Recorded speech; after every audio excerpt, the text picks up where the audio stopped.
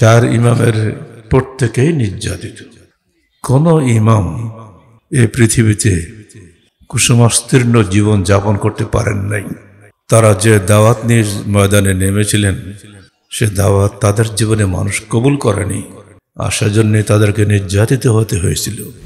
সারা দিনে মাত্র একটা রুটি খেতে দেওয়া হতো, আর সারাদিন পিটানো হতো। আমাদেরকে রুটি আর গুড় দেওয়া হতো, কিন্তু পিটানো হয়নি কখনো। ইমাম আহমদের এইসব ইতিহাস যদি আমাদের না জানা থাকতো, তাহলে কারা নির্যাতন আমাদের জন্য খুব কষ্টকর হতো। ইমাম মালিক কোন অবস্থাতেই ঠিকা বিবাহ জায়েজ করলেন না। শাস্তি নেমে আসলো, পেট খারাপ উটনির পিছনে তাকে ঝুলিয়ে দেওয়া হলো। যার বুকে আছে পবিত্র কোরআন, যেখানে রয়েছে 1700 হাদিসের সংগ্রহ, সেই মানুষটার বুকের উপরে উটের পায়খানা পড়তে লাগলো।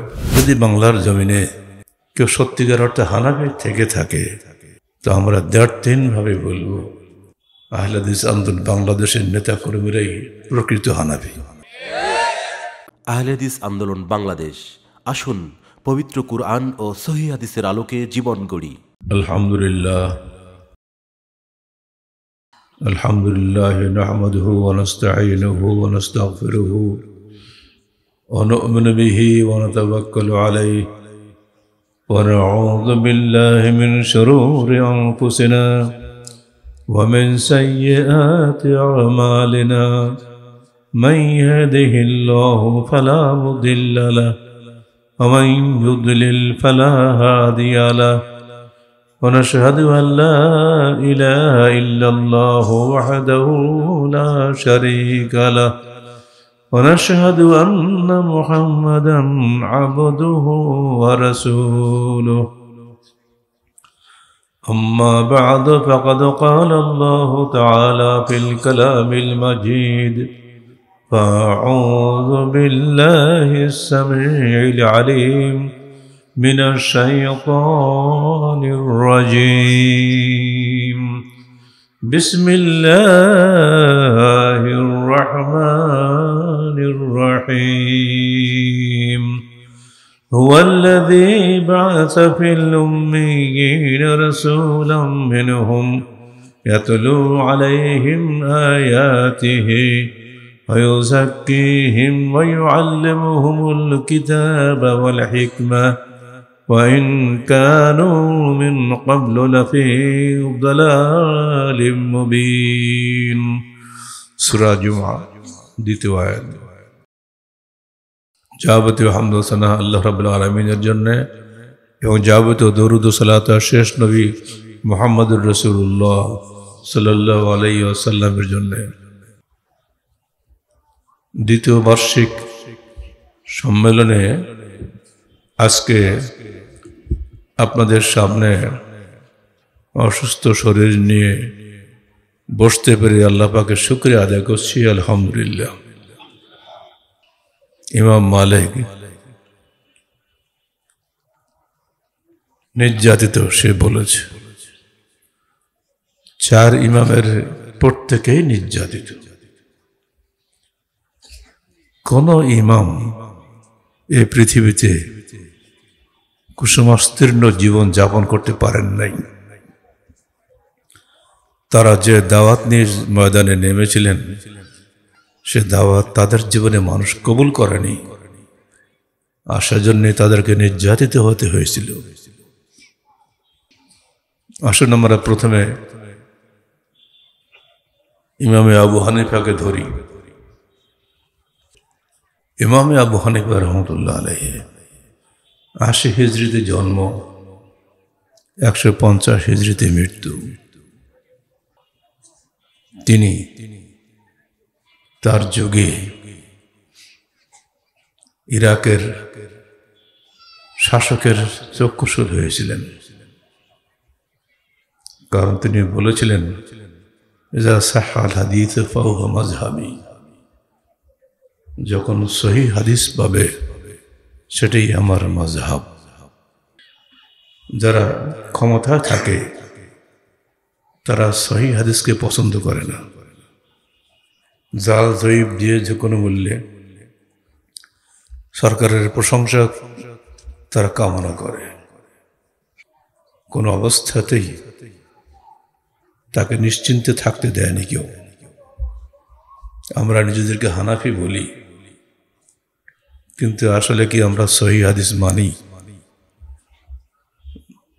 যদি বাংলার জমিনে কেউ সত্যিকার অর্থে হানাফি থেকে থাকে, তো আমরা 1.5-3 ভাবে বলবো আহলে হাদিস আন্দোলন বাংলাদেশের নেতা কর্মীরাই প্রকৃত হানাফি।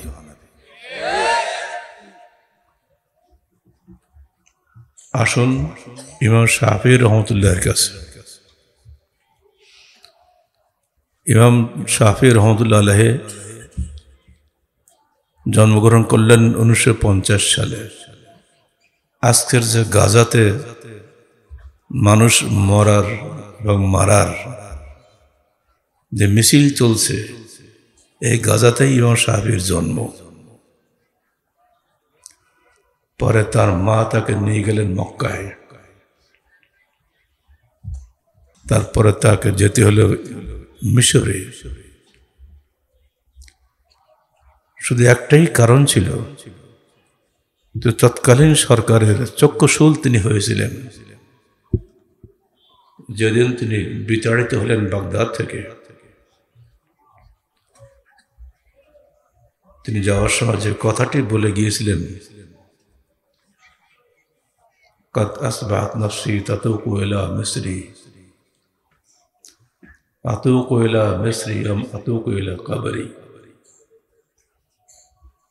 আমি যাচ্ছি মিশরের দিকে, আসলে মিশরের দিকে যাচ্ছি না আমার কবরের দিকে যাচ্ছি আমি জানি না।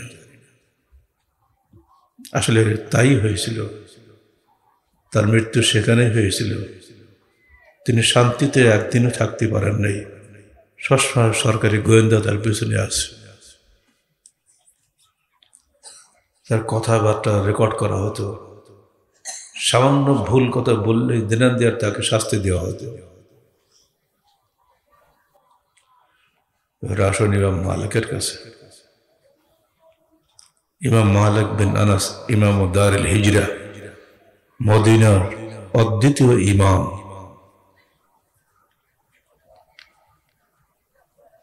তিনি যখন বললেন ইন্নী লা উজিজু নিকাল মুতাআক্কাত, আমি কখনোই ঠিকা বিবাহকে জায়েজ বলতে পারবো না,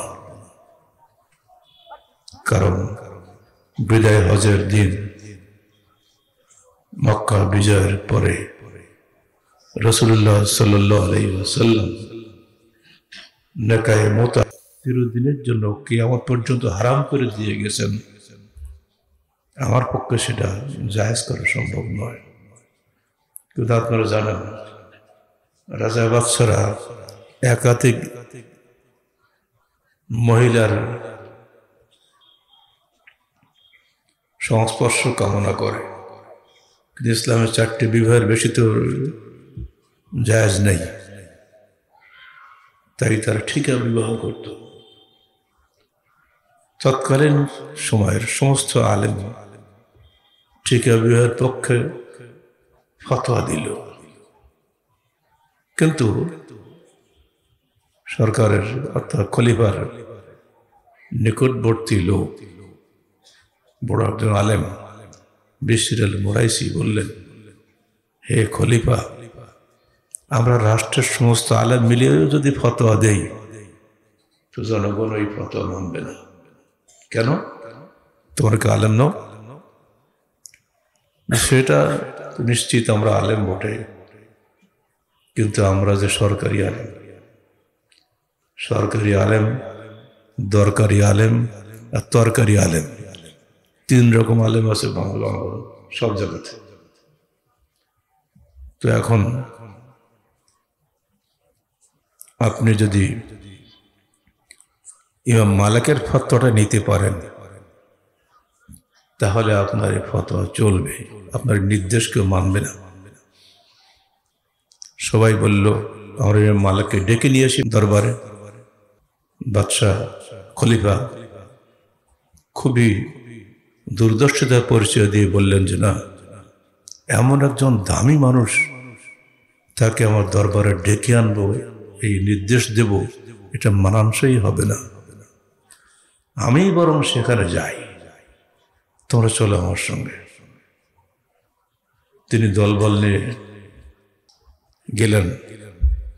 তখন ইমাম মালিক হাদিস পড়াচ্ছিলেন। আপনারা জানেন তার সংকলিত 1700 সহিহ হাদিসের, পৃথিবীর ইতিহাসে প্রথম সহিহ হাদিসের সংকলন হচ্ছে ইমাম মালিকের মুয়াত্তা ইমাম মালিক। উনি হাদিসের দর্শ দিচ্ছিলেন। গরিব মানুষ বিছানায় বসে দর্শ দিচ্ছেন, যেভাবে আমাদের হাফেজ সাহেবরা দেয়। সামনে একটা টুল থাকে, ডেস্ক থাকে, বসে বসে তারা হাদিসের দর্শ দিচ্ছেন। দূর থেকে দেখা গেল যে খলিফা আসছেন। তখন সমস্ত ছাত্ররা, শিষ্যরা শশব্যস্ত হয়ে গেল। হে ইমাম, সর্বনাশ, খলিফা আসছেন, কি করবো আমরা? উনি বললেন, চুপ করে বসতে। ওই খলিফার মর্যাদা চাইতে হাদিসের মর্যাদা বহুগুণ বেশি। সুবহানাল্লাহ। কজন আলেম আছে যে এরকম বলতে পারবে? তাঁর এই চরিত্র দেখে খলিফা দূরে বসে গেলেন। তিনিও গুণগ্রাহী খলিফা। তিনি বুঝলেন যে জাতা মানুষ না, যা আমাকে দেখি সামান্য নড়াচড়াও করল না। এবার উনি দর্শ শেষ করলেন। খলিফা এসে সামনে হাঁটু গেড়ে বসলেন। বললেন, হে ইমাম, আপনার মুয়াত্তা ইমাম মালিক আমি রাষ্ট্রীয় সংবিধান হিসেবে গ্রহণ করলাম। এই মুয়াত্তার যা বিধান আছে আমি এইগুলি এদেশে চালু করব। উনি সঙ্গে সঙ্গে জবাব দিলেন, মুয়াত্তার সমস্ত হাদিস আমি এখনো জমা করতে পারিনি, এর বাইরে বহু হাদিস রয়ে গেছে, অতএব এটাকে আপনি জনগণের উপর চাপিয়ে দিবেন না। ইতিহাস সাক্ষী, সেদিন ইমাম মালিক যদি এই কথাগুলো না বলতেন, তাহলে পরবর্তীকালে আমরা সহিহ বুখারী, সহিহ মুসলিম, ইবনে মাজাহ, তিরমিজি, আবু দাউদ, নাসাই পেতাম না। আর সব রাষ্ট্রীয় চাপে বাতিল হয়ে যেত। কিন্তু ইমাম মালিক কোন অবস্থাতেই ঠিকা বিবাহ জায়েজ করলেন না। শাস্তি নেমে আসলো।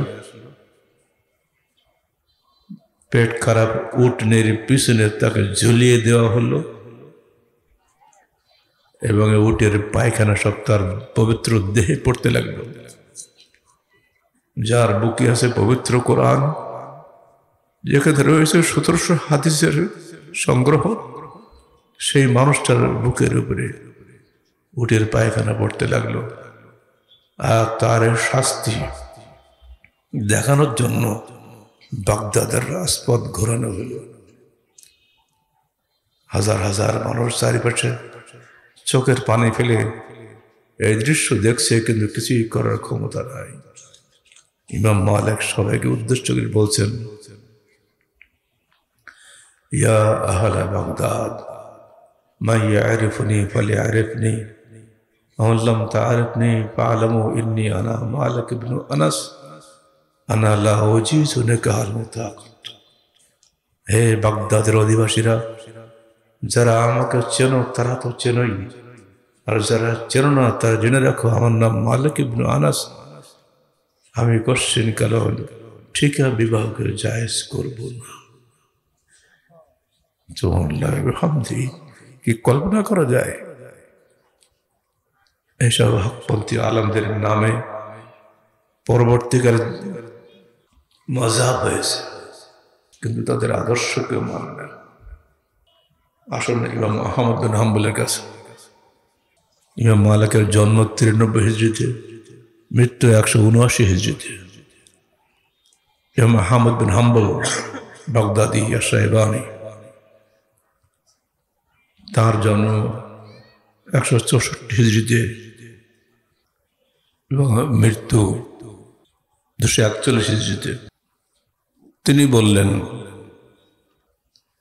কোন অবস্থাতেই কোরআন সৃষ্ট নয়, কোরআন আল্লাহর কালাম, এটা সনাতন কদিম হাদিস নয়। আর রহমান আল্লামাল কোরআন খালাকাল ইনসান আল্লামাহুল বায়ান। রহমান তিনি, যিনি কোরআন শিক্ষা দিয়েছেন। যদি কোরআন হাদিস হইতো, মখলুক হইতো, তাহলে তিনি বলতেন খালাকাল কোরআন। তা না বলে তিনি বলেছেন আল্লামাল কোরআন, তিনি কোরআন শিক্ষা দিয়েছেন। অতএব কোরআন কখনোই মখলুক নয়। কিন্তু তৎকালীন খলিফা আমিন, মামুন, মুতাসিম, পরপর 3 খলিফার 26টি বছর ধরে মুসলিম উম্মার ঘাড়ে মুতাজিলি মতবাদ চেপে বসেছিল। মুতাজিলি মতবাদ যুক্তিবাদী মতবাদ, তারা যুক্তি দিয়ে সব করতে চায়। ইমাম আহমদ বিন হাম্বল বিরোধিতা করলেন যে কোরআন কখনোই মখলুক নয়, কোরআন কাদিম। সমস্ত আলেমরা একদিকে, ইমাম আহমদ একাই বিরোধিতা করলেন। লাভ হলো এই, খলিফা মুতাসিম নিজ হাতে তাকে পিটাতে শুরু করলেন, 2 হাত রক্তাক্ত করে দিলেন, তারপর জেলখানায় পাঠিয়ে দিলেন। পরদিন সকালে ডেকে নিয়ে দরবারে আবার মুতাসিম জিজ্ঞেস করলেন, আপনি রাত্রে জেলখানায় কেমন ছিলেন? উনি বললেন, ভালো ছিলাম। ঘুম পড়েছিলেন? হ্যাঁ, ঘুম পড়েছিলাম। ঘুম থেকে উঠে একটা বিস্ময়কর জিনিস দেখলাম। জেলখানার ভেন্টিলেটরে একটা পাখি ঘুরে বেড়াচ্ছে, বের হতে পারছে না। তখন আমি পাখিটাকে তাড়িয়ে ধরে ফেললাম। তো দেখলাম যে পাখিটা আসলে পাখি নয়, ওটা কোরআন। কোরআন নিজেই পাখির রূপ ধারণ করে আমার কারাগারে, যেখানে কোনো বের হওয়ার সুযোগ নাই, সেখানে প্রবেশ করেছে। তখন আমি ওই পাখিটাকে মেরে ফেললাম। তখন মুতাসিম খেপে গেছে, অর্থাৎ খলিফা। আমার সঙ্গে বেয়াদবি হচ্ছে, কোরআন কখনো পাখি হতে পারে? তো যা আপনি তো আগেই বলেছেন কোরআন মখলুক, সৃষ্ট জীব, পাখি হতে পারবে না কেন? তখন হাত থেকে লাঠি ফেলে দিয়ে বলছে, হে ইমাম, আমি ভুল বুঝতে পেরেছি, আপনি ওকে ক্ষমা করুন। ইতিহাস এইবারে ইমামের এই শাস্তি মওকুফ হয়ে গেল, কিন্তু জেলখানা থেকে মুক্তি হচ্ছে না। ভাগ্যের কি পরিহাস, মুতাসিম মারা গেলেন, ক্ষমতায় এলেন মুতাওয়াক্কিল আল্লাহ। মুতাওয়াক্কিল ছোটবেলায় ইমাম আহমদের ছাত্র ছিলেন। মুতাওয়াক্কিল আল্লাহর মা বলল, খবরদার, তুই কখনোই তোর শিক্ষকের অমর্যাদা করবি না।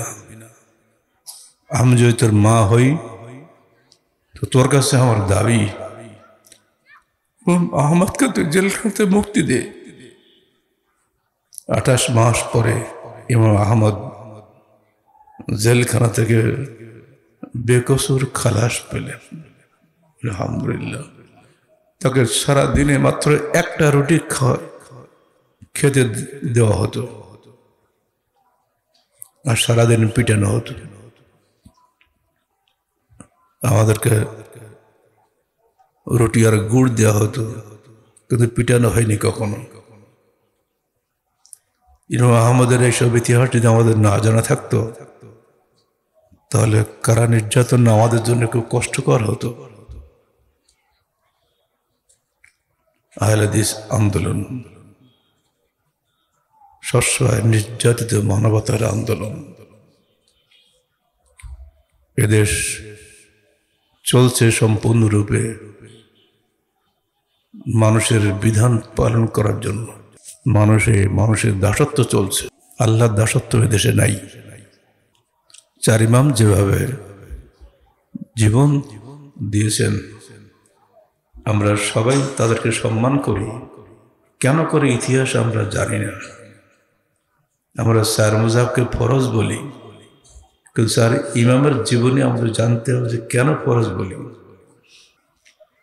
ইমাম শাফি রহমতুল্লাহ বলে গিয়েছেন, ইযা রাআইতুম কালামি ইউখালিফু কালাম রাসূলিল্লাহ সাল্লাল্লাহু আলাইহি ওয়াসাল্লাম ফাদরিবু বিকালামি আলাল হায়াত।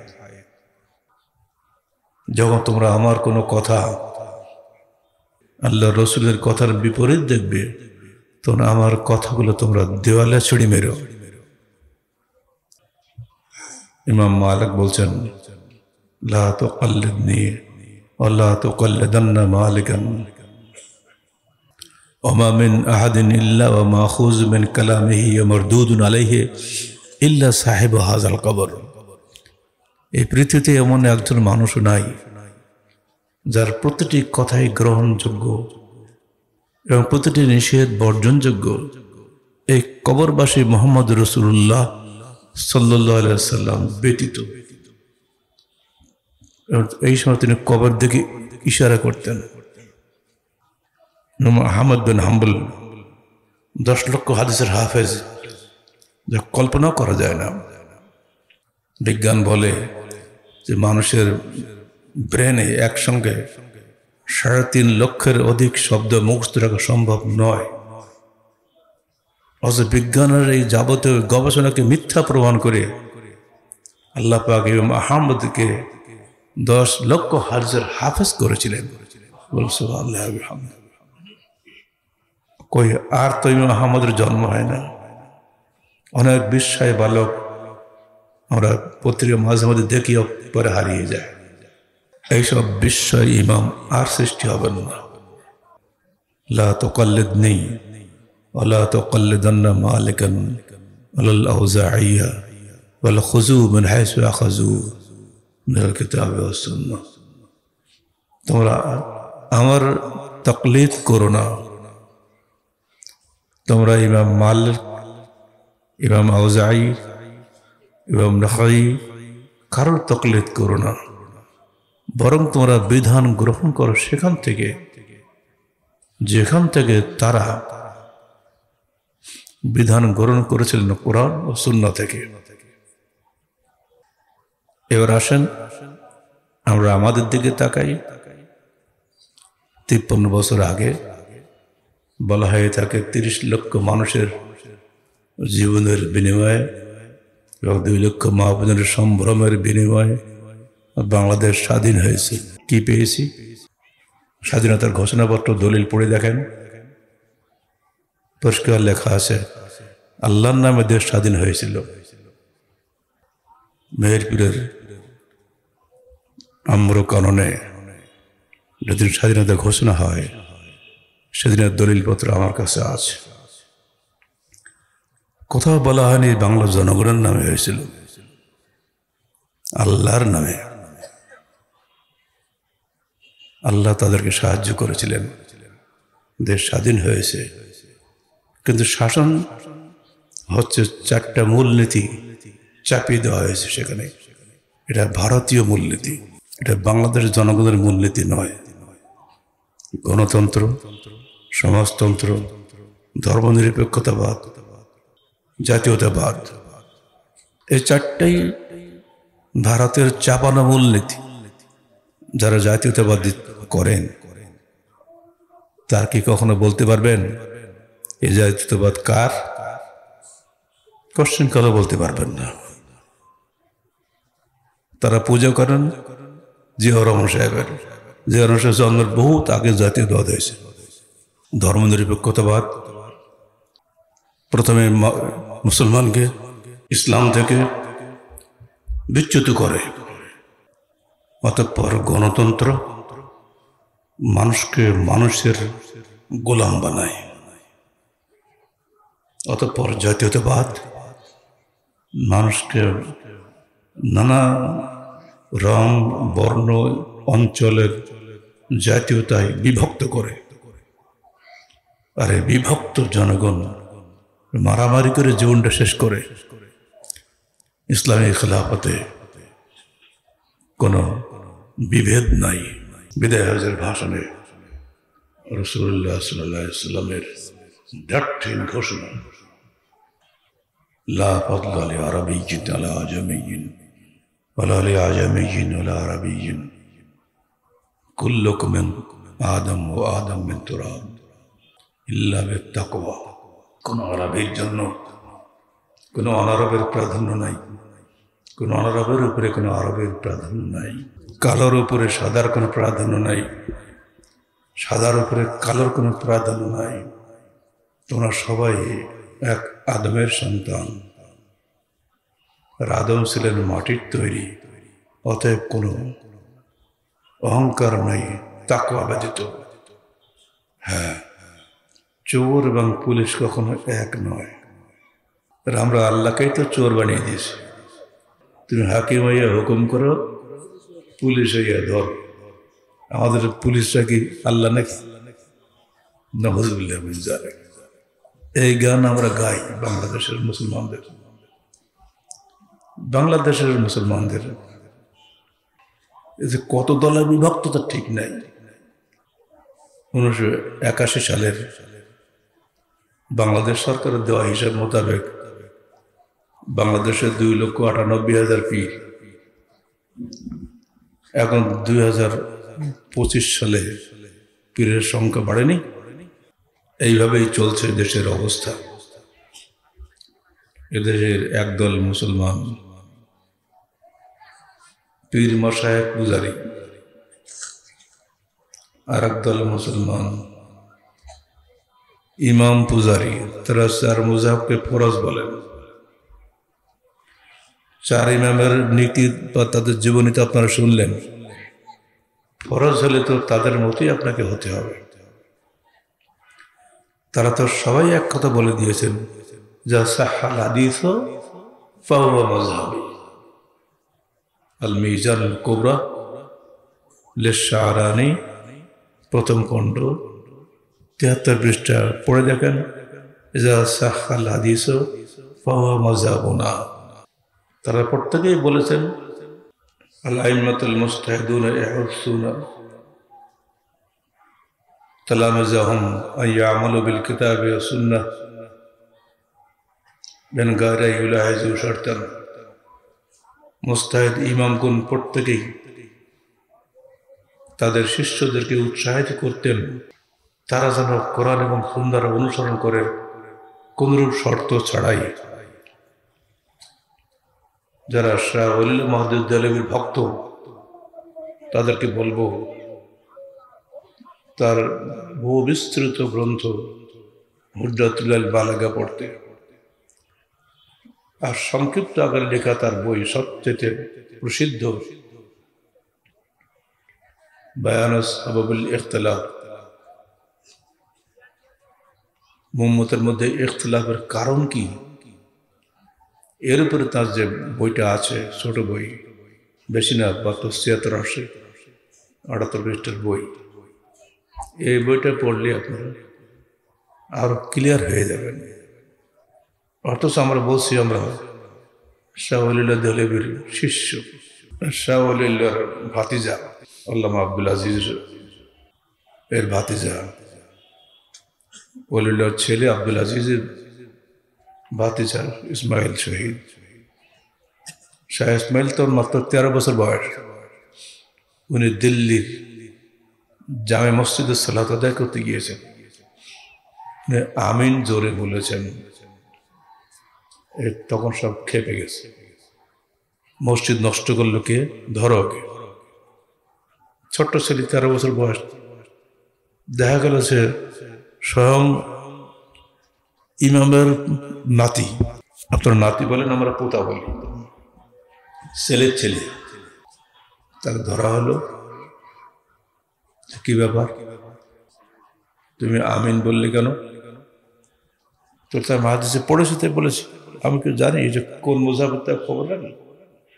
হাদিসে রয়েছে তাই বলেছে। তাহলে শাস্তি কি হবে? তো আলেমরা বললো ওকে তো শাস্তি দেওয়া মুশকিল, সঙ্গ হলে পোতা, তাকে তো শাস্তি দিলে তো তাকে আগে নালিশটা করে তিনি কি শাস্তি দেন সেখানে থেকে দেখি। সেখানে নিয়ে গেল, উনি এমন ধমক দিলেন সবাইকে, ধমক দিলেন সব পালাল। তোর হাদিস পড়ি না এটা, ছাও। ধমককে পালালে কিন্তু ভেতরে রাগ গেল না। কয়েকদিন পরে আল্লামা ফাখর জাহের এলাহাবাদী, উনি দিল্লি জামে মসজিদ গিয়েছেন। তিনি সেখানে গেলে উনিও আমিন জোরে বলে সালাত আদায় করেছেন। ওনাকে সবাই পাকড়া করে নিয়ে গেছে ওনার কাছে,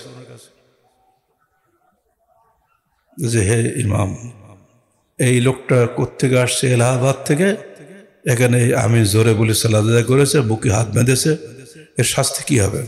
শাহ উল্লাহ দেহলি রহমতুল্লাহ ওনাকে চিনতেন। উনিও তাদেরকে ধমকি দিলেন, বিদায় হয়ে গেল। তো ফাখর জাহের এলাহাবাদী সেদিন শাহ উল্লাহকে বলেছিলেন, হে উস্তাদ, আপনি কেন জাহেরি আমল করেন না? রফলে দেন জাহেরি আমল, আমিন জোরে বলাটা জাহেরি আমল না, আপনি এগুলো কেন করেন না? তো সেদিন উনি হেকমতের সঙ্গে জবাব দিয়েছিলেন, যদি আমি আজকে জাহেরি আমল করতাম, যে তোমাকে বাঁচাতে কে গুন্ডাদের হাত থেকে? বোঝা গেল সে সময় এই সমস্ত বড় আলেমরা মান সম্মানের ভয়ে,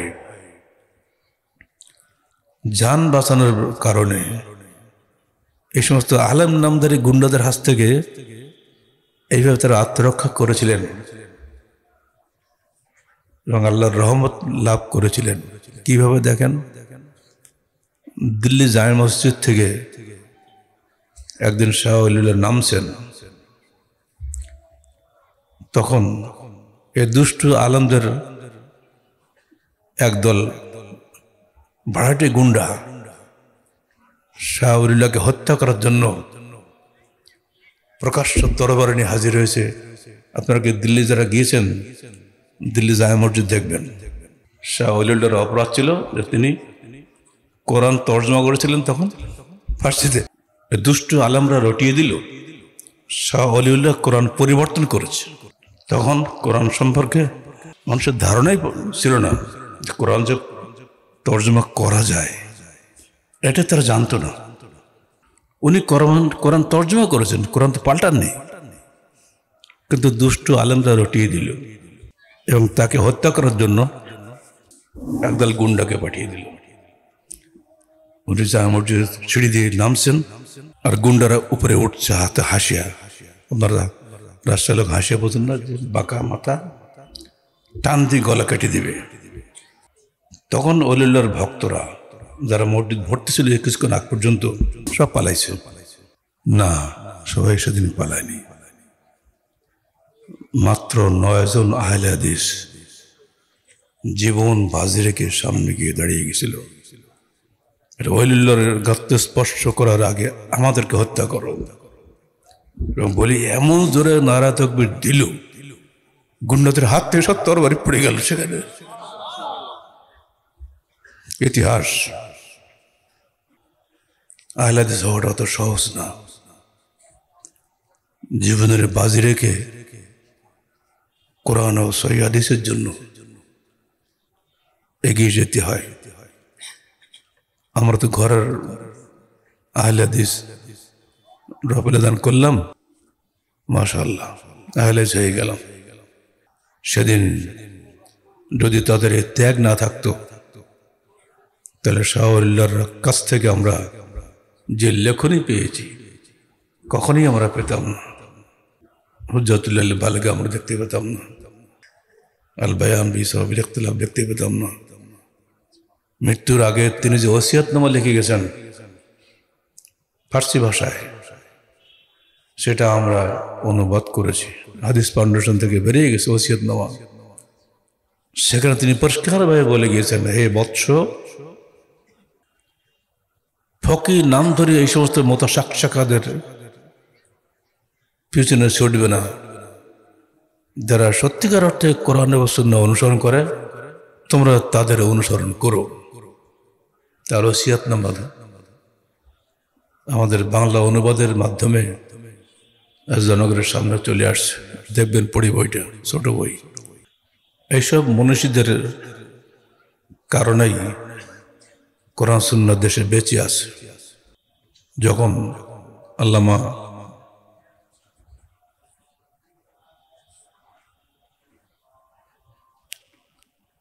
শাহ ইসমাইল শুনলেন যে আল্লাহ রসুলের কোরআনের উপরে পা রেখে ঈশ্বর গুপ্ত বেদ পড়ছে, নিচে কোরআনের উপর পা রেখে, এই খবর শোনার পরে আল্লামা ইসমাইল বরদাস্ত করতে পারেননি। তিনি সিদ্ধান্ত নিলেন, আমি সেখানে যাব। সেখানে গেলেন, ঈশ্বরী গুপ্তের ওই সরাসরি সামনে গিয়ে এক কপ দিয়ে ধ্বংস করে দিলেন। তোকে, তোর এত দুঃসাহস, কোরআনের উপরে পা রাখিস। পালাননি, ধরা পড়ে গেলেন, কিন্তু লাভ হয়নি। আল্লাহর পক্ষ থেকে আর এক আল্লাহর বান্দা ঝাঁপিয়ে পড়ল ওনাকে রক্ষা করার জন্য। আমাদেরই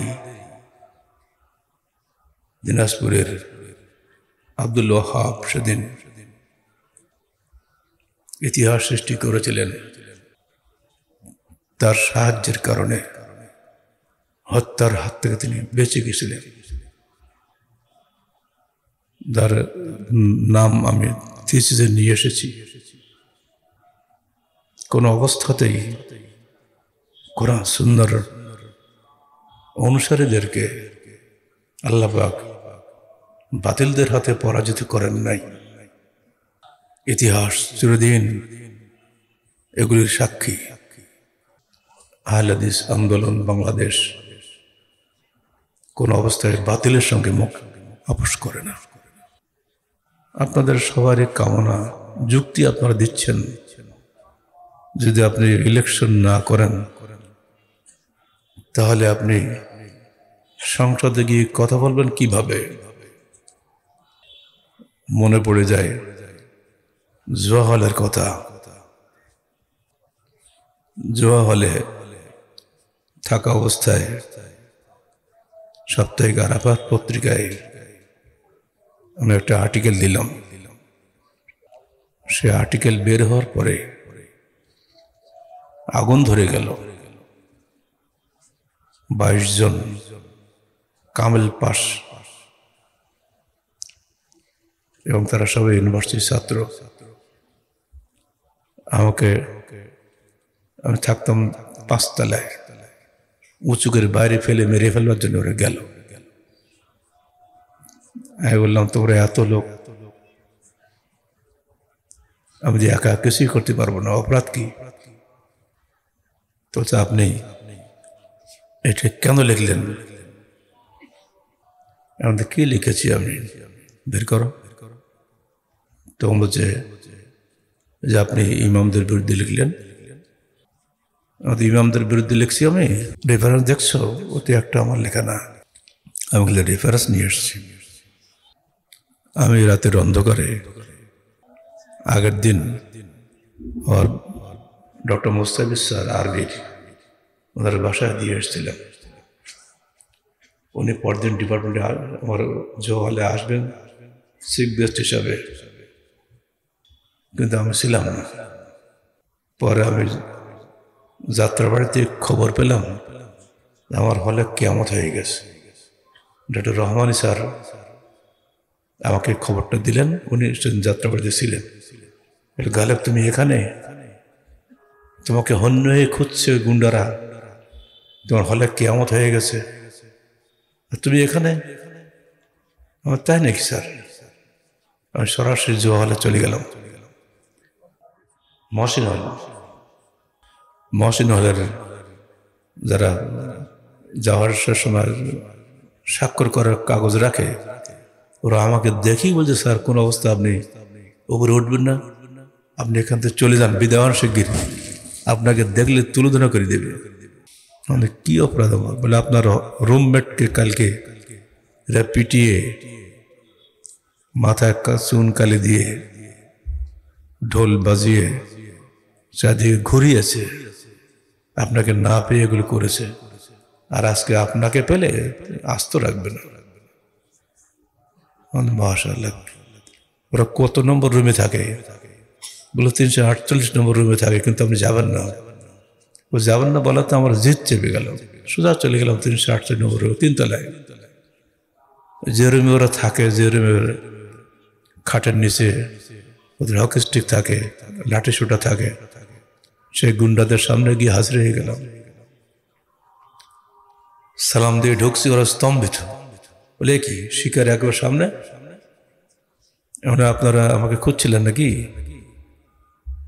কথাই বলছে না কেউ। তো আপনারা আমাকে কেন খুঁজছিলেন? আমি এইগুলো লিখছি সেজন্য। তো আপনারাই বলুন,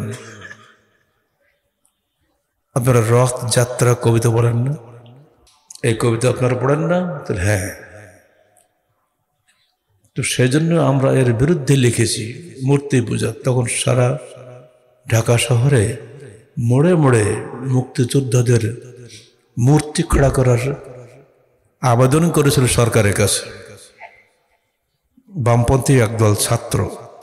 কঠিন তখন তাদের দুর্দণ্ড প্রতাপ ছিল। তো এটা এর বিরুদ্ধে আমাকে তো লিখতেই হবে। ঢাকা শহরের মোড়ে মোড়ে মূর্তি হবে, অথচ এটা শহর মসজিদের নগরী। ঢাকা শহরে মূর্তির নগরী হতে পারে না। তখন তো আমার কোনো সংগঠন নাই, আমি একা। কিন্তু তখন ওদের একটা ছেলের নাম পারভেজ বলছে, আচ্ছা ভাই, আপনি তো এর বিরুদ্ধে লিখলেন, তো কবর পূজার বিরুদ্ধে তো লেখেন না? কবরের তলায় মানুষকে শোয়ে রেখে সেখানে পূজা হচ্ছে, কবর পূজা আর মূর্তি পূজা তো একই। রথযাত্রার বিরুদ্ধে লেখেন, আপত্তি নেই, কবর পূজার বিরুদ্ধে লেখেন না কেন? আমি বললাম এটাও শিরক, এটাও করা যায় না। কি বলছেন আপনি? এদেশে হাজার হাজার কবর পূজা হচ্ছে, সৌধ নির্মাণ হচ্ছে। আমাদের সাভারে 109 বিঘা জমির উপরে বিরাট স্মৃতিসৌধ নির্মাণ হয়েছে। ঢাকা মেডিকেল কলেজ হাসপাতালের একাংশ ভেঙে ফেলে সেখানে বিশাল শহীদ মিনার বানানো হয়েছে। এসব কি অন্যায়? 100 বার অন্যায়। বলেন কি আপনি দেশের নাগরিক না? 100 বার নাগরিক। আমি তো কারো কাছে নাগরিকত্ব নিয়ে দেশে আসে নাই, আমি জন্মগত নাগরিক। বলছি আপনার তো দুর্দান্ত সাহস যাচ্ছি। তো অবশ্যই, আমি যখন ইন্টারমিডিয়েট ছাত্র কলেজে ঢুকেছি জুতা পায়ে দিয়ে, 21শে ফেব্রুয়ারি তখন 72 সালে অবস্থা বুঝতে পারেন? 21শে ফেব্রুয়ারি 1972 আর আজকাল 2025 কি এক নাকি? তখন জয় বাংলা চট্টাটকি। তখনই আমাকে ধরেছে, জুতা খোলেন, খালি পা চলেন। কেন? আজকে পবিত্র দিন 21শে ফেব্রুয়ারি, বাংলা মায়ের বুকের মধ্যে খালি পা হাঁটা যাবে না। তুমি আজকে সকালে পায়খানা করেছিলে? হ্যাঁ করেছিলাম। তো বাংলা মায়ের বুকের উপর পায়খানা করা যাবে, জুতো বাদে হাঁটা যাবে না? কিন্তু ছাড়বে না। আমার চলাচল ব্যাপার কাছে যাই, ওই কলেজের জাস্ট রাস্তা পার হলে অপর পাশে তার মেডিকেল ফার্মেসি ছিল একটা, হাসান সাহেব, যেদিকে তার পায়ে স্যান্ডেল আছে। আমি সালাম দিয়ে বললাম, চাচা আপনার পায়ে স্যান্ডেল কেন? তো কেন শ্রেণী থাকবো না? আজকে 21 ফেব্রুয়ারি না, তো তা কি হয়েছে? তা আপনার ছেলে যে আমাকে জুতো খুলতে বাধ্য করছে, দিল ধমক, লাই বেটা তুই মানুষ চিনিস না, তুই কারকে হাত দিছিস? জীবনের প্রথম দিকে যখন এই ঘটনা, এটা তো ইউনিভার্সিটি লাইফে তো তখন আমি ম্যাচিউর হয়ে গেছি। এরপরে 1978 সালে যুব সংঘ করলাম। আস্তে আস্তে দিন এগিয়ে যাচ্ছে, কারাবরণ করতে হলো, সেখানে গিয়েও অনেক কিছু নির্যাতনের শিকার হইলাম, কিন্তু আদর্শ থেকে কি বিচ্যুত হয়েছি আমরা? তখন যে দাওয়াত ছিল সকল বিধান বাতিল করো, আজও সেই একই দাওয়াত রয়েছে। প্রচলিত এই তন্ত্রে মানুষের দাসত্ব করে। আল্লাহ বলছেন, ওমা খালাকতুল জিন্না ওয়াল ইনসা ইল্লা লিয়াবুদুন। আমরা মানুষকে সৃষ্টি করেছি শুধুমাত্র আমাদের ইবাদত করার জন্য, আমাদের দাসত্ব করার জন্য। আর এখন মানুষ সর্বক্ষেত্রে মানুষের দাসত্ব করছে।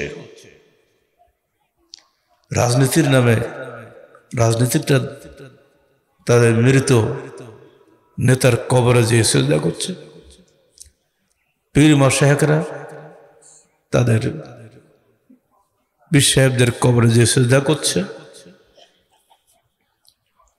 দেওবন্দিরা তাদের আকাবেরদের পূজা করছে, সুফিরা তাদের তাসাউফের হিসাবে যে দল আছে সাহারানপুরি, সেই দলের পূজা করছে। তারা কোনো অবস্থাতেই স্বাধীনভাবে কোরআন সুন্নাহর অনুসারী কেউই নয়, অথচ মুখে বলে আমরা কোরআন সুন্নাহর অনুসারী। আহলে হাদিস আন্দোলন বাংলাদেশ কোনো অবস্থাতেই ইমাম পূজারী নয়।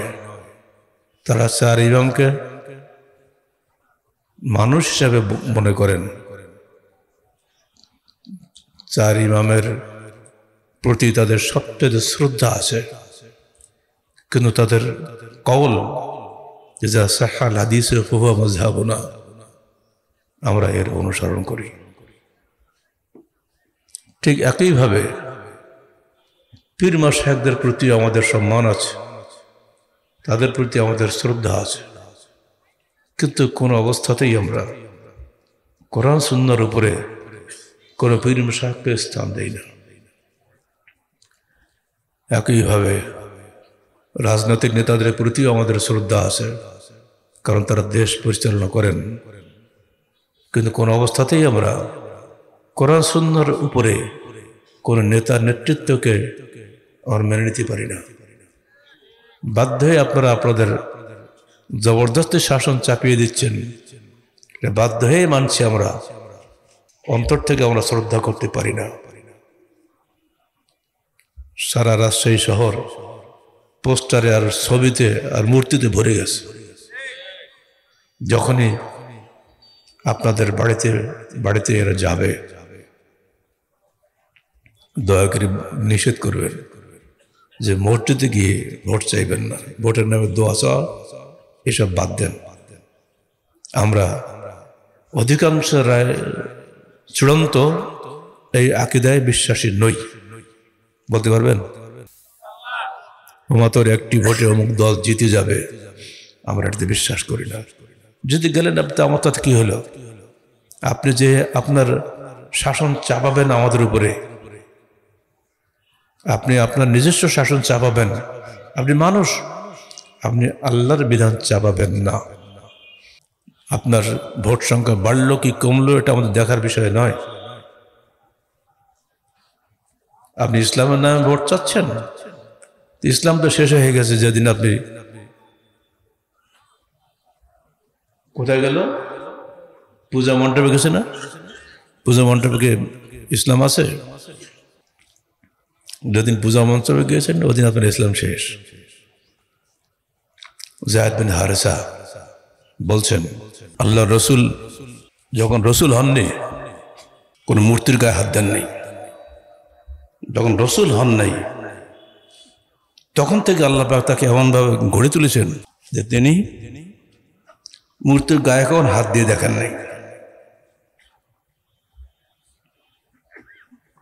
আর 93 ভাগ মুসলিমের দেশে ইসলামী বিধান জারি না করে মানে পূজা মণ্ডপে যাচ্ছেন হিন্দুদের কটা ভোট নেওয়ার জন্য। 6% হিন্দুর ভোট নেওয়ার সুযোগে আপনার 93% মুসলমানের ভোট হারালেন। এটা কি কোনো চিন্তা করেছেন? কোন জ্ঞানী মুসলমান এদেরকে ভোট দিবে না। আর নিতান্ত পাগলের কথা বাদ দেন, পাগলের ভোট কে না দেয়? কারণ টাকা টাকা টাকা। মাত্র একটি ভোটে অমুক দল জিতে যাবে, কত টাকা পেয়ে যাবে খোঁজ নিয়ে দেখেন তো, কত টাকা বিতরণ করে এরা। এনসিপি নাকি একটা দল হয়েছে না, সেলিব্রিটির দল, ওদের একজন বলেই ফেলেছে কমপক্ষে 20 কোটি পকেটের টাকা না দিলে ভোটাভুটিতে নামাই ঠিক না। এদের টাকা দেয় কে? এসব রাজনৈতিক দলগুলোর পেছনে কারা টাকা দেয়? যে সমস্ত বিদেশিদের এদেশে স্বার্থ আছে তারাই এই কালো টাকার যোগান দেয়। সে টাকা আপনিও দেন না, আমিও দেই না, বরং আমাদেরকে উল্টে টাকা দিচ্ছে। টাকা পাচ্ছে কোথায়? কোনো জিজ্ঞেস করে দেখছেন কি? যদি আজকে আহলে হাদিস আন্দোলন বাংলাদেশ রাজনৈতিক দল হতো তাহলে আমাদেরকে বিদেশ থেকে টাকা নেওয়া লাগতো। টাকা দেওয়া লোকের অভাব নাই, খালি একটু হুঁ বললেই হয় যে আমি ভোটে নামবো। দেখেন না কত কোটি টাকা পেয়েছি আমরা, কারণ এই বিশাল জনগণ কোনো দলের নাই। ইনশাআল্লাহ বাংলার জমিনের আহলে হাদিস আন্দোলন বাংলাদেশের যে জনপ্রিয়তা আছে তার ধারে কাছেও নাই এই সমস্ত দলের। কিন্তু এরপরেও আমরা ভোটে যাই না, কারণ ভোটে গেলে আমাদেরকে আদর্শ কোরবানি দিতে হবে। আল্লাহ বলেছেন হুয়াল্লাযী বাআসা ফিল উম্মিয়্যিনা রাসূলাম মিনহুম ইয়াতলু আলাইহিম আয়াতিহি ওয়া ইউযাক্কিহিম ওয়া ইউআল্লিমুহুল কিতাবা ওয়াল হিকমা ওয়া ইন কানা মিন ক্বাবলু লাফী দুলালিম মুবিন। তিনি সেই মহান সত্তা যিনি নিরক্ষরদের মধ্যে পাঠিয়েছেন, তাদের মধ্য থেকে একজন রাসূলকে, যিনি তাদেরকে শিক্ষা দিয়েছেন কিতাব ও হিকমা সুন্নাহ। ওয়া ইন কানা মিন ক্বাবলু লাফী দুলালিম মুবিন। যদিও তারা ইতিপূর্বে ছিল স্পষ্ট বিভ্রান্তির মধ্যে। উম্মতকে কোরআন সুন্নাহর আলোকে আলোকিত করে প্রচলিত তন্ত্র মন্ত্র সময়ের হাত থেকে উদ্ধার করাটাই আমাদের দায়িত্ব। এর বাইরে আমাদের অন্য কোনো কাজ নাই। আপনি হয়তো বলবেন ক্ষমতা না গেলে কি দেশে ইসলামী আইন জারি করা যাবে? হ্যাঁ, ক্ষমতা যাওয়া না যাওয়ার দায়িত্ব কার? বিশ্বাস করেন না আপনারা, আদৌ বিশ্বাস করেন না। যারা খুব জাতীয়তাবাদের গল্প করেন, তাদের নেতা জিয়াউর রহমানকে কে ক্ষমতা নিয়ে এসেছিল? আমার প্রশ্ন, উত্তর দাও। আল্লাহ বললে মানবো না মেয়ে, আল্লাহ বলতো আহলে হাদিসটা বলবে, তুমি তো আল্লাহ বলতে পারো না। 1 মিনিট আগে জিয়াউর রহমান তো গুলি খাচ্ছিল, কর্নেল তাহেরের বাহিনী যদি তখন না আসতো জিয়ার লাশ পড়ে থাকতো। 1 মিনিটের জন্য বেশি গেছে। জেনারেল এরশাদকে কে ক্ষমতা নিয়ে আসলো? কেউ তো জাতীয়বাড়ি করো তোমরা, ইতিহাস জানো। যে আল্লাহ জিয়াউর রহমানকে দেশের প্রেসিডেন্ট করেছিলেন, সেই আল্লাহ চাইলে ইনশাআল্লাহ ডক্টর গালেকেও বাংলাদেশের প্রেসিডেন্ট করতে পারেন। কুলিল্লাহুম্মা মালিকাল মুলক তুতিল মুলকা মান তাশা। বলেন তো, তুমি বলো আল্লাহ হলেন রাজাধিরাজ, তিনি যাকে খুশি তাকে ক্ষমতা দিতে পারেন। সেই ক্ষমতা তিনি আপনাকেও দিতে পারেন, কালকে আরেকজনকেও দিতে পারেন। আল্লাহ পাকের বাণী শুনে রাখেন, ওয়া ইয়াশফা শাফাআতান হাসানাতান ইয়াকুন লাহু কিফলুম মিনহা ওয়া ইয়াশফা শাফাআতান সাইয়্যাতান ইয়াকুন লাহু নসীবুম মিনহা। ভালো সুপারিশ করবে তার জন্য তার একটি নেকি আছে, অংশ আছে। আর যে ব্যক্তি মন্দ সুপারিশ করবে তার একটা অংশ আছে। আপনি ভোট দিলেন, সুপারিশ করলেন না যে এই লোকটা ভালো, একে এমপি করো, তাহলেই দেশে শান্তি আসবে। 5টি বছর হোক আর 10টি বছর হোক, ইসলাম বিরোধী যত আইন করবে, যত বিধান রচনা করবে, যত অপকর্ম করবে, সমস্ত অপকর্মের একটা অংশ আপনার ভাগে পড়বে না? আপনার বিবেক কি বলে? সূরা নিসা 85 আয়াত পরিষ্কার আল্লাহ পাক বলে দিয়েছেন, খবরদার এই পাপের কাছে আমরা যেতে পারি না। আমরা কেন এই সম্মেলনের আয়োজন করলাম? জনগণের কাছে কথাগুলো তুলে ধরাই আমাদের দায়িত্ব। কারণ আবু সাঈদ আল-খুদরী রাদিয়াল্লাহু আনহু قال قال رسول الله صلى الله عليه وسلم من رأى منكم منكرا فليغيره بيده فإن لم يستطع فبلسانه وإن لم يستطع فبقلبه ذلك أضعف الإيمان। যে ব্যক্তি কোনো অন্যায় কাজ হতে দেখে সে যেন সেটা হাত দিয়ে প্রতিরোধ করে, না পারলে জবান দিয়ে প্রতিরোধ করে, না পারলে অন্তর দিয়ে ঘৃণা করে। এই 3টা ক্যাটাগরির মধ্যে আপনি কোন ক্যাটাগরিতে থাকবেন? পারলে প্রতিবাদ করবেন যে ভাই জুমার দিন আমরা সালাত আদায় করতে এসে জুমার সালাত, আপনি এমপি পদপ্রার্থী, দোয়া চাইতে আসবেন না এখানে, বলতে পারবেন? সাহসে কুলাবে না, কারণ ওর হাতেতে আপনার হায়াত মৌত, আপনার ছেলের চাকরি। সাহস করে বলবেন। আপনি গিয়েছেন মেডিকেলে, তো আবার ইসলামী ব্যাংক মেডিকেলে, বিনা সাধারণ মেডিকেলে না। প্রথম দিন আপনার খুব খাতির করল, পরের দিন গেছেন, ডেট থাকে তো অমুক তারিখে আসবেন, সেখানে গিয়েছেন, কথা বলছেন, ভাই আপনি তো দেখছি দাড়িওয়ালা টুপিওয়ালা মানুষ, তাই ভোট দিবেন কাকে? তো আমি তো ভোট দেই না। হ্যাঁ, আপনি এই দেশের মুসলমান না, আপনি পবিত্র ভোট নষ্ট করবেন? ভোট কখন পবিত্র হলো? কোরআনে কোথায় লেখা যে ভোট একটি মহাপবিত্র? এই যে মনটা আপনার খারাপ হয়ে গেল, এদিন এমন অবস্থা যেন আপনাকে সে চিনতেই পারে না, ডাক্তারই শেষ। মানে যেহেতু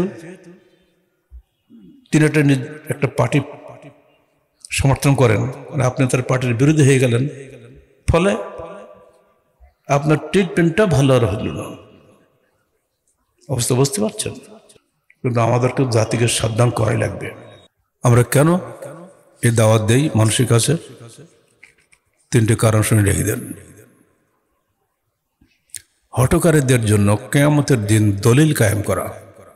1 নম্বর কারণ আমাদের হঠকারীদের জন্য কিয়ামতের দিন দলিল কায়েম করা, যেন সেদিন কেউ বলতে না পারে যে আমরা দাওয়াত পাইনি।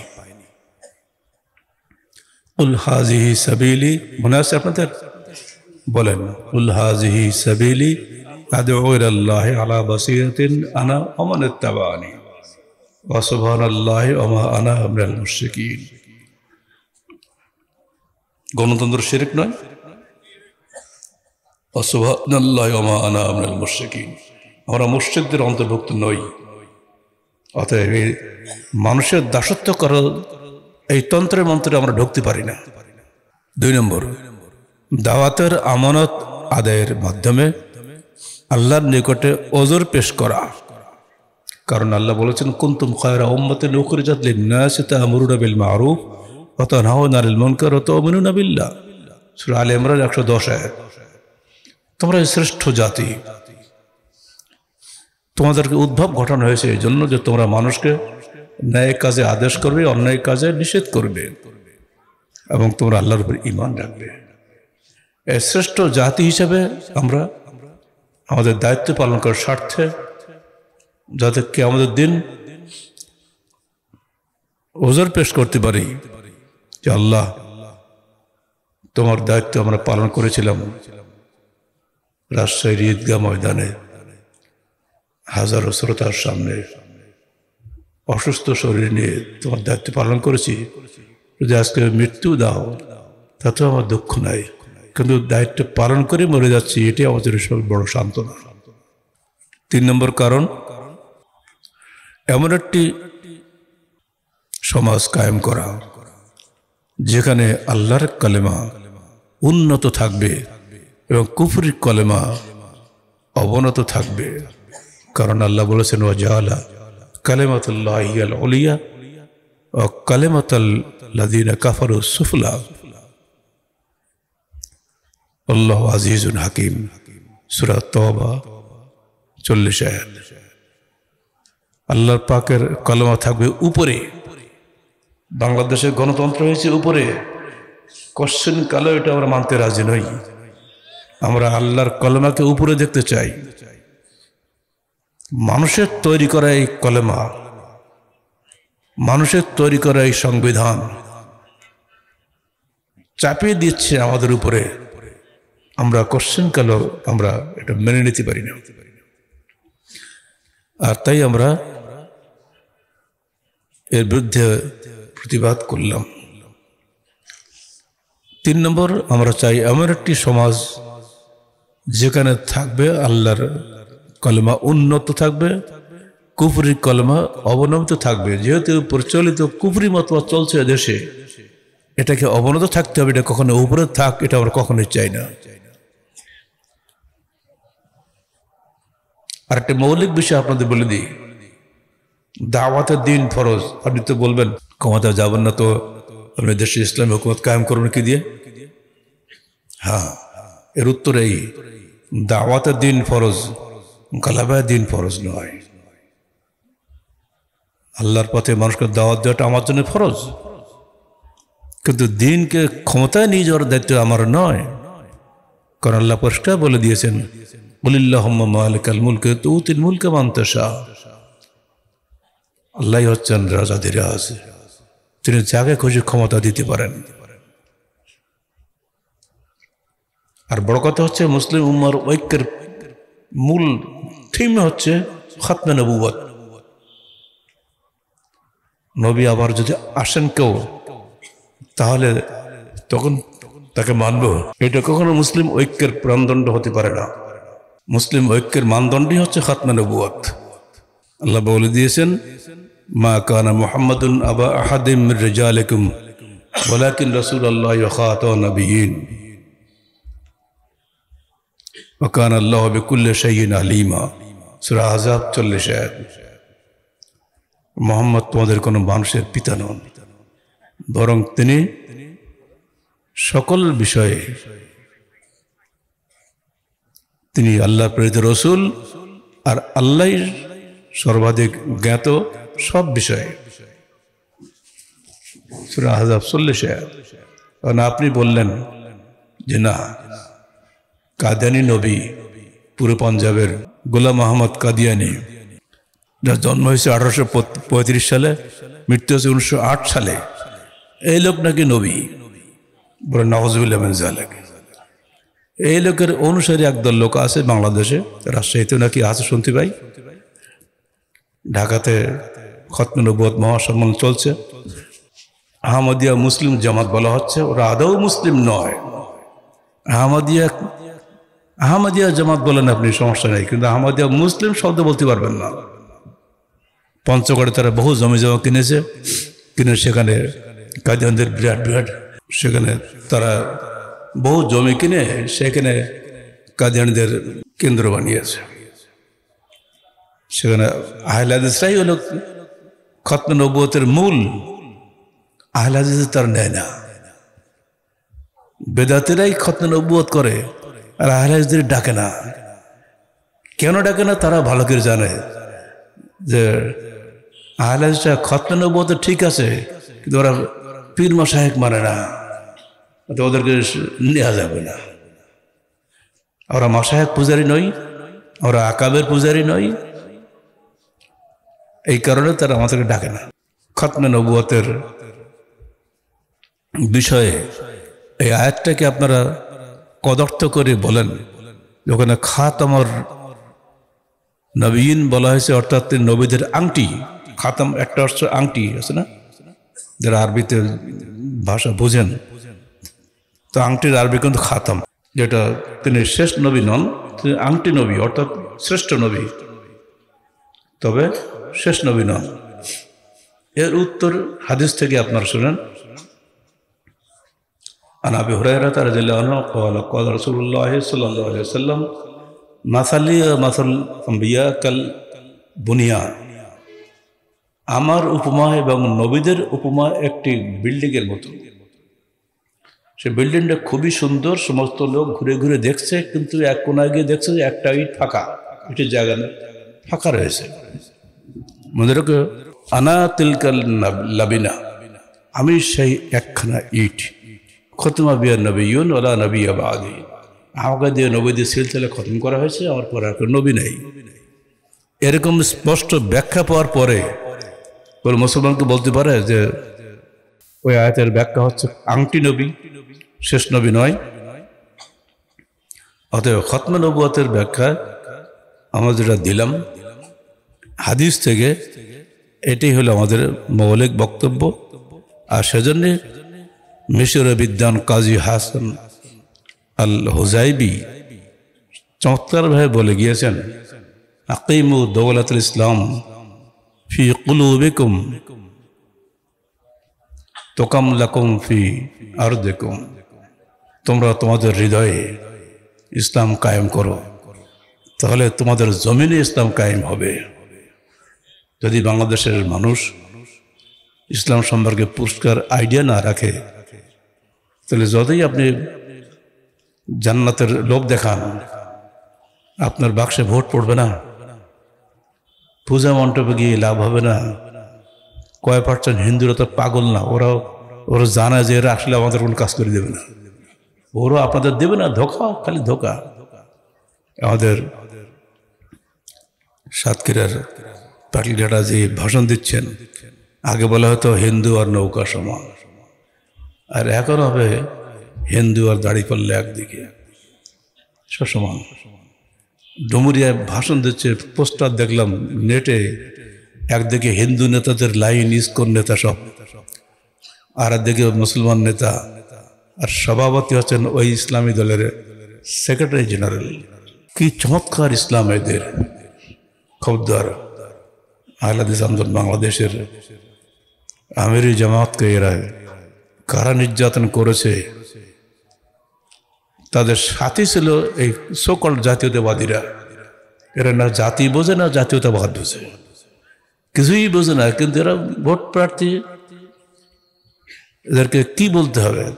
আপনাদের ভাষা দিয়ে বলবেন, এসব ভাষা আমাদের কুলায় না। এদের কি বলবো আমরা, যে কিছুই বোঝে না, তার পাগল ছাড়া কি বলা যায়? যারা অন্ততপক্ষে নিজেকে আহলে হাদিস বলেন, তারা অন্তত সাবধান থাকবেন, এসব ধারে কাছে যাবেন না। আল্লাহ পাক আমাদের সবাইকে পবিত্র কোরআন ও সহিহ হাদিসের আলোকে জীবন গড়ার তৌফিক দান করুন। আল্লাহ পাক কখনো আবার আপনার সঙ্গে সাক্ষাৎ ঘটায়, তাহলে আবারও কথা হবে। আজকে আমি এখানে শেষ করছি। দোয়া করবেন আমাদের স্বাস্থ্যের জন্য। আকুলু কওলি হাযা আস্তাগফিরুল্লাহ লি ওয়া লাকুম ওয়া লিসাইরিল মুসলিমিন। আসসালামু আলাইকুম ওয়া রাহমাতুল্লাহি ওয়া বারাকাতুহু।